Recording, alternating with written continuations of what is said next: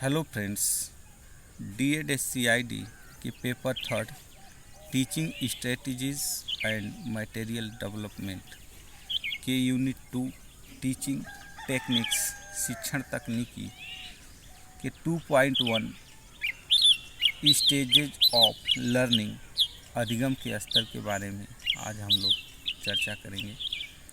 शिक्षण अधिगम प्रक्रिया के दौरान बच्चा अधिगम के कई स्तरों से होकर गुजरता है, जिसमें पहला स्तर है एक्विजिशन स्टेज, अर्जन का स्तर।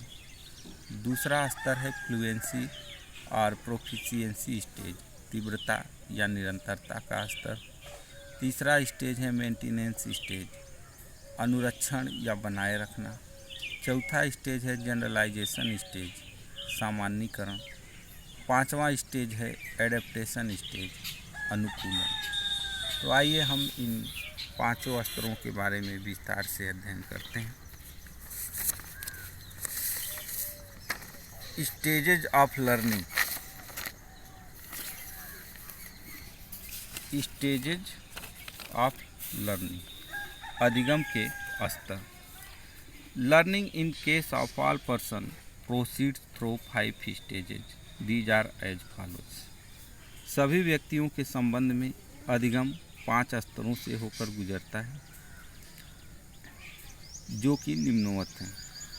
The first stage is acquisition. During this stage the person learns A new task. पहला स्तर है अर्जन का। इस स्तर के दौरान एक व्यक्ति नए कार्य को करना सीखता है। The second stage is fluency proficiency. दूसरा स्तर है तीव्रता या कुशलता। During this stage the person learns to perform the new task to a higher degree of accuracy. इस स्तर पे व्यक्ति कार्य को उसके उच्च स्तर और गति पे करना सीखता है। The third stage is maintenance. तीसरा स्तर है अनुरक्षण। During this stage the person is able to perform the task independently even after teaching has ended. तीसरा स्तर है अनुरक्षण। इस स्तर पे व्यक्ति कार्य को प्रशिक्षण के उपरांत स्वतंत्र रूप से करना सीख जाता है। The fourth stage is generalisation. चौथा स्तर है सामान्यीकरण। During this stage the person learns to generalise the learn skill task to other situation और इन्वायरमेंट्स। इस स्तर के दौरान व्यक्ति सीखे गए कार्य को दूसरे परिस्थितियों या वातावरण में सामान्यीकरण करना सीख जाता है। In other words, he is able to perform the task in situation other than the ones in which he had learned it. दूसरे शब्दों में, पहली परिस्थिति में सीखे गए कार्यों को वह दूसरी परिस्थिति में लागू करना या दूसरी परिस्थिति में प्रयोग करना सीख जाता है। The last stage is adaptation. आखिरी स्तर है अनुकूलन का। During this stage the learner applies A previously learned skill in a new area of application without direct instruction और गाइडेंस। इस स्तर के दौरान अधिगमकर्ता बिना किसी निर्देश या परामर्श के पूर्व सीखे गए कौशल को नए क्षेत्र में लागू करना सीख जाता है। आइए देखते हैं। पहला स्तर है एक्विजिशन स्टेज। एक्विजिशन स्टेज, अर्जन का स्तर। Acquisition means learning to do something new. अर्जन का मतलब है कुछ नया करना सीखना या कोई नया कार्य सीखना। During this stage a new task is introduced to the child. इस स्तर के दौरान बच्चे को एक नए कार्य से परिचित कराया जाता है। Remember that initially the child will make errors. याद रहे कि शुरुआत में जब बच्चा कोई नया कार्य सीखता है या हम बच्चे को कोई नया कार्य सिखाते हैं तो शुरुआत में वह ढेर सारी त्रुटियां करता है। Gradually over a period of time he will learn to perform the activity more accurately. धीरे धीरे एक समय के उपरांत वह कार्य को काफ़ी सटीक तरीके से करना सीख जाता है। Strategy to be used during acquisition stage. अर्जन के स्तर पे कुछ प्रविधियों का उपयोग किया जाना चाहिए। Follow the step described below while teaching a new task to the child. बच्चे को नया कार्य सिखाते समय निम्न चरणों का हमें अनुपालन करना चाहिए। पहला है, when teaching the child something new for the first time, show him how to do the task and then ask him to do it. जब हम पहली बार बच्चे को कोई नया कार्य सिखाते हैं तो पहले हमें उसे उस कार्य को करके दिखाना चाहिए और उसके बाद हमें बच्चे से उसे स्वयं करने के लिए कहना चाहिए। इसी को हम डिमॉन्स्ट्रेशन कहते हैं। दूसरा, depending upon the child's ability you might need to give him verbal instruction at each step along with the demonstration or you may need to give him physical help to do the task.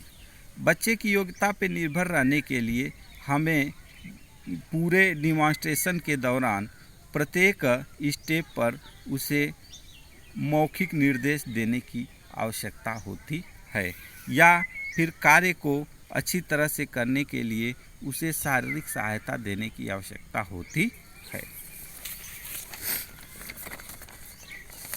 तीसरा है, verbal instruction given during training the child the learn the new task should be the same or similar from one day to the next. As children get confused if the instruction are changed too often. नए कार्य के प्रशिक्षण के दौरान हमें बच्चे को एक दिन का दिया गया मौखिक निर्देश दूसरे दिन भी समान होना चाहिए। अर्थात पहले दिन जो मौखिक निर्देश हम प्रशिक्षण के दौरान देते हैं वही मौखिक निर्देश दूसरे दिन भी होना चाहिए, क्योंकि अक्सर मौखिक निर्देशों को बदल दिए जाने पर बच्चे कंफ्यूज्ड या भ्रमित हो जाते हैं। तीसरा है, appreciate the child when he does the task appropriately. जब बच्चा कार्य को उपयुक्त तरीके से करता है तब आप बच्चे की प्रशंसा करें। It helps in motivating the child to carry on with the learning. यह बच्चे को अधिगम को बनाए रखने या जारी रखने में उसे प्रेरित करने का काम करता है। This is also called giving reinforcement. इसे ही हम पुनर्बलन का दिया जाना कहते हैं। चौथा है, give feedback to the child regarding how he perform the activity. बच्चा कार्य को कैसा कर रहा है इसके संबंध में उसे हमें प्रतिपुष्टि या फीडबैक दिया जाना चाहिए। पांचवा है, we may need to make certain adaptation and or modification in the items used by the child according to the abilities of the child with cerebral palsy.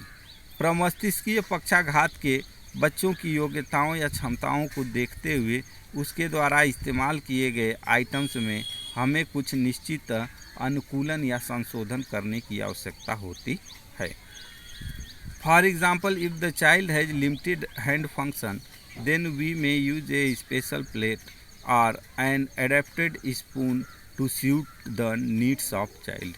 उदाहरण के लिए, जिस बच्चे का हाथ का क्रिया सीमित है, संकुचित है, उस बच्चे के लिए हमें विशिष्ट थाली या अनुकूलित चम्मच का उपयोग करना चाहिए जो कि बच्चे की आवश्यकताओं के अनुकूल होता है।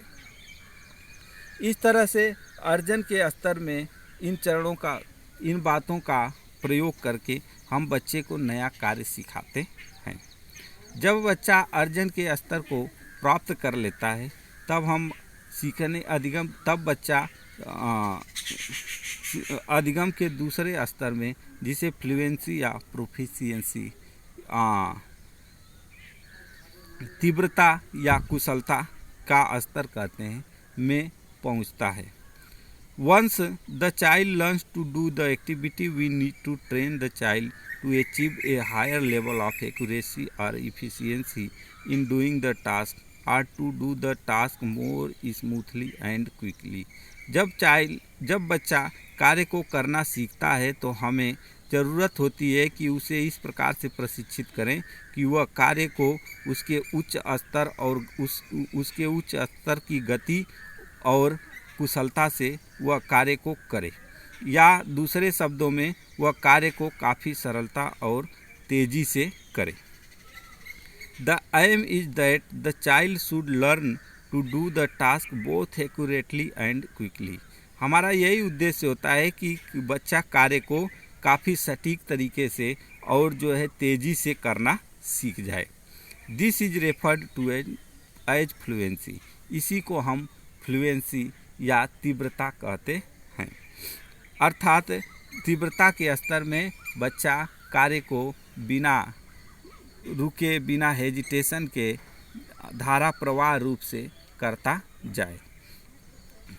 जब बच्चा कार्य को इस तरह से करना सीख जाता है तब वह अधिगम के तीसरे स्तर में पहुंचता है, जिसे हम कहते हैं मेंटेनेंस स्टेज या अनुरक्षण का स्तर। We want the child to remember what he has learned. हम चाहते हैं कि बच्चा जो कुछ भी सीखा है उसे याद रखे। We can not effort to let him forget what he has learned and to teach him it to him all over again. हम कभी नहीं चाहते कि बच्चा जो कुछ भी सीखा है उसे भूले और हमें उसे दोबारा पढ़ाना पड़े। Therefore, we need to use specific strategies with which would enable the child to remember the learned tasks. इसलिए हमें जो है कुछ विशिष्ट प्रविधियों का उपयोग करना चाहिए जो कि बच्चे को सीखे गए कार्य को याद रखने के योग्य बना सके। During the maintenance stage, the child is expected to perform the activity with accuracy and fluency without your assistance. अनुरक्षण के स्तर के दौरान बच्चे से यह उम्मीद की जाती है कि वह कार्य को बिना आपकी सहायता के तीव्रता और धारा प्रवाह रूप से करे।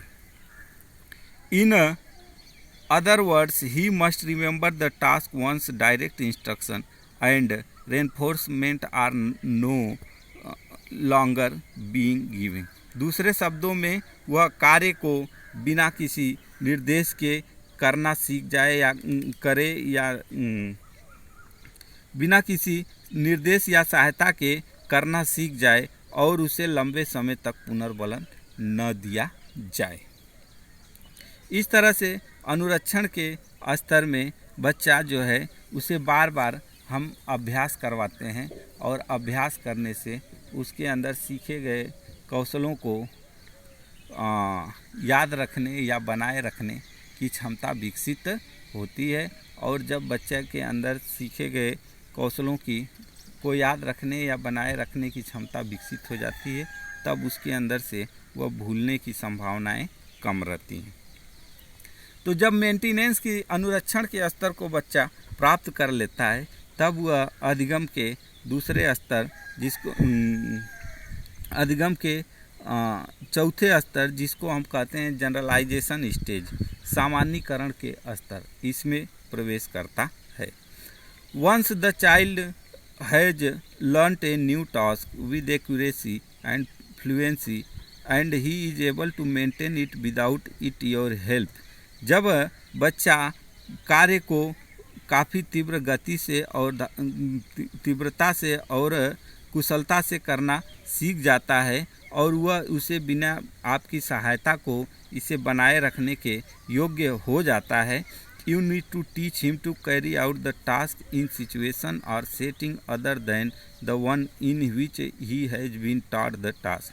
तब आपको आवश्यकता होती है कि आप बच्चे को इस प्रकार से प्रशिक्षित करें कि वह पहली परिस्थिति में सीखे गए कार्य को दूसरी परिस्थिति में उपयोग करना या प्रयोग करना सीख जाए, या पहली परिस्थिति में सीखे गए कार्य को दूसरी परिस्थिति में जारी रखना सीख जाए। This is referred to as generalisation. इसे ही हम सामान्यीकरण कहते हैं।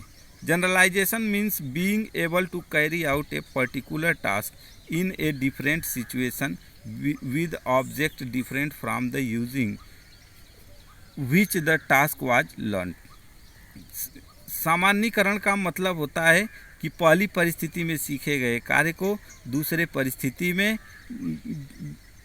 जारी रखने या बनाए रखने के योग्य हो जाना। This process is also referred to as transfer of learning.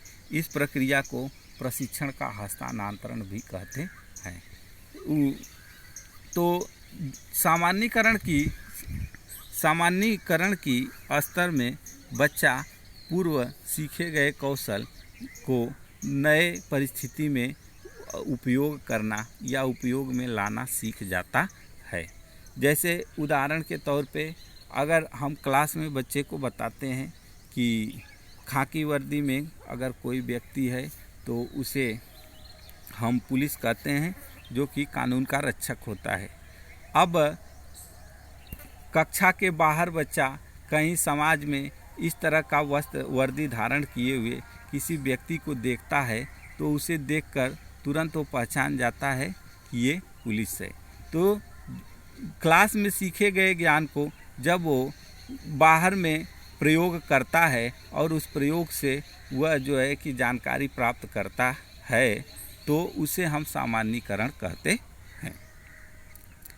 इस तरह से जब बच्चा अपने पूर्व सीखे गए ज्ञान का सामान्यीकरण करना सीख जाता है, उसके आधार पे बाहर की जानकारियाँ लेना सीख जाता है, दूसरे परिस्थितियों में उसका प्रयोग करना, प्रयोग में लाना उस ज्ञान को सीख जाता है, तब बच्चा अधिगम के 5वें स्तर, जिसे एडेप्टेशन स्टेज कहते हैं, में प्रवेश करता है, जिसे अनुकूलन का स्तर कहते हैं।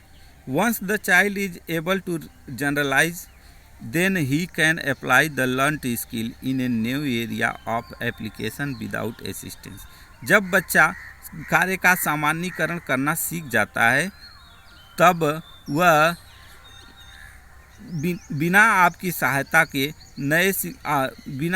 सहायता के सीखे गए कौशलों का नए क्षेत्र में प्रयोग करना सीखता है। जब बच्चा कार्य का सामान्यीकरण करना सीख जाता है तब बिना आपकी सहायता को वह सीखे गए कार्य को नए क्षेत्र में प्रयोग में लाना या उपयोग में लाना उसको सीखता है।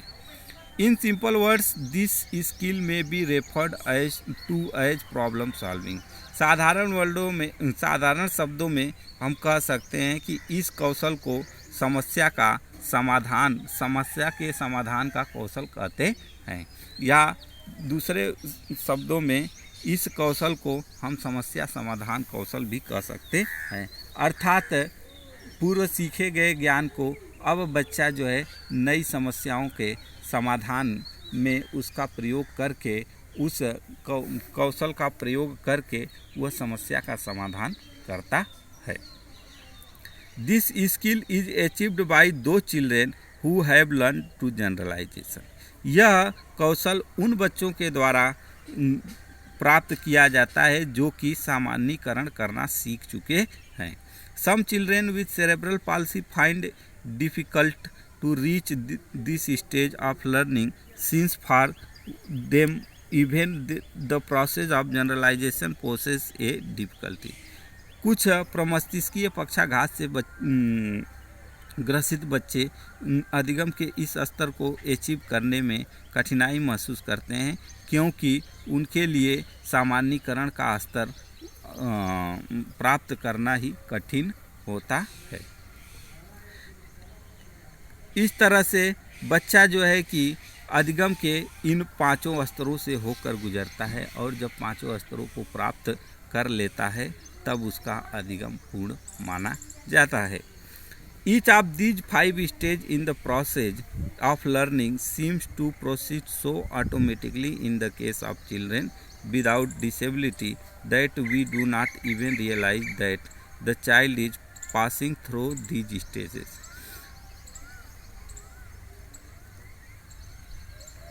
हाँ, ये इन प्रत्येक पांचों स्तरों, each of these 5 stages of the process of learning seems to proceed so automatically in the case of children without disability that we do not even realize that the child is passing through these stages. इन प्रत्येक पांचों स्तरों से होकर बच्चा इतना automatically ढंग से गुजरता है कि हमें ये आभास भी नहीं होता है कि वह कैसे इन स्तरों से होकर गुजर रहा है या इस समय वह अधिगम के किस स्तर से होकर गुजर रहा है. The non disable child learns much by observes other as and is motivated to try his newly learned skill in other situations. सामान्य बच्चे दूसरों को देखकर सीखते हैं और वह नए सीखे गए कौशल को दूसरे परिस्थितियों में प्रयोग करने के लिए प्रेरित होते हैं और उसका प्रयोग करते हैं. However, in the case of some children with cerebral palsy, assistance may be required at some of the stages of learning process. अधिगम के कुछ स्तरों पर प्रमस्तिष्कीय पक्षाघात से ग्रसित बच्चों के लिए को अचीव करने के लिए उन्हें जो है कि सहायता की ज़रूरत होती है. जैसे जनरलाइजेशन का स्टेज, एडेप्टेशन का स्टेज. प्रमस्तिष्कीय पक्षाघात के बच्चों के लिए ये स्तरों को प्राप्त करना कठिन होता है, अतः इन स्तरों पे उन्हें सहायता या असिस्टेंस की ज़रूरत होती है.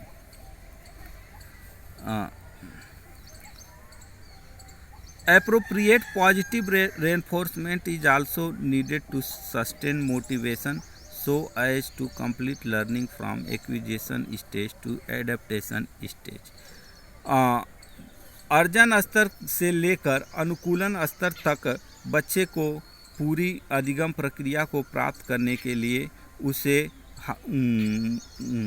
सकारात्मक पुनर्बलन या सकारात्मक प्रेरणा की आवश्यकता होती है. Experience with varied material need to be provided by you to help the child generalize what he has learn. आपको बच्चे को सिखाने के लिए experience with varied material need to provided by you to help the child generalize what he has learn. बच्चे को सीखे गए कार्य को सामान्यीकरण करने के लिए या सीखे गए कौशल का सामान्यीकरण करना सिखाने के लिए आपको उस स्तर पे उसे कुछ विविध प्रकार के शिक्षण सहायक सामग्रियों का जो है कि उपलब्ध कराया जाना आवश्यक है. या भी जनरलाइजेशन के स्तर पे आपको बच्चे को जो है विभिन्न प्रकार के शिक्षण सहायक सामग्रियों को उपलब्ध कराना चाहिए, जिसकी मदद से वो इस स्तर को जो है अच्छी तरह से प्राप्त कर ले.